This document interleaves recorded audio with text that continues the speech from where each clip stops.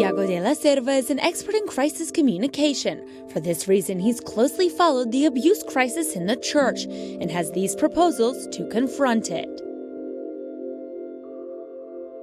The first measure he proposes is to punish bishops who do not take action against those who have committed abuse.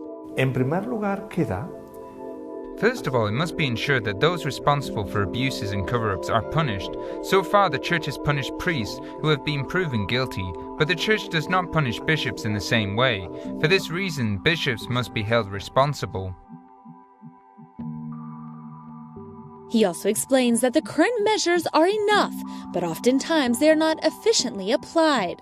no basta dictar normas. It is not enough to dictate rules if they are not put into practice and controlled.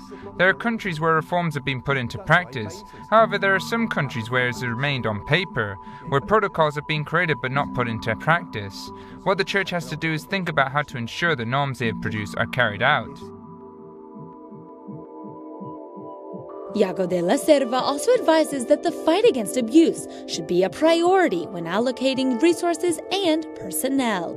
Hace falta asegurar, por un lado, que It is necessary to ensure that on the one hand, if we say that the issue of abuse is important, we dedicate all necessary resources to process cases diligently. We need more people, more judges, more support staff, so that the cases are tried as soon as possible. The Church cannot keep more than 2,000 cases awaiting trial because it brings about more injustice.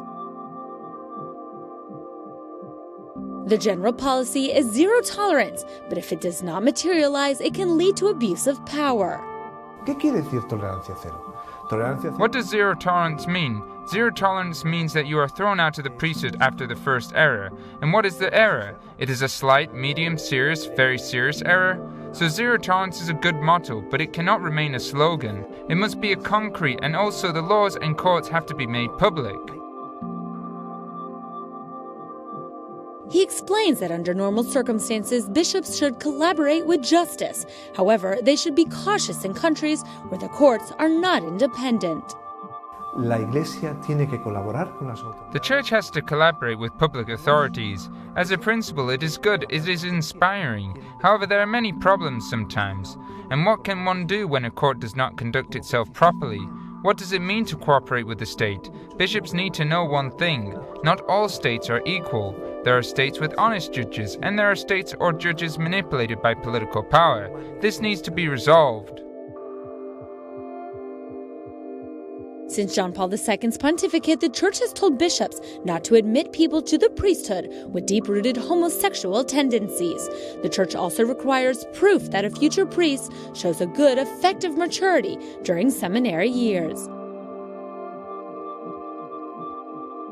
Pope Francis often uses the expression abuse of conscience, power, and sexual abuse to indicate the three aspects of the problem.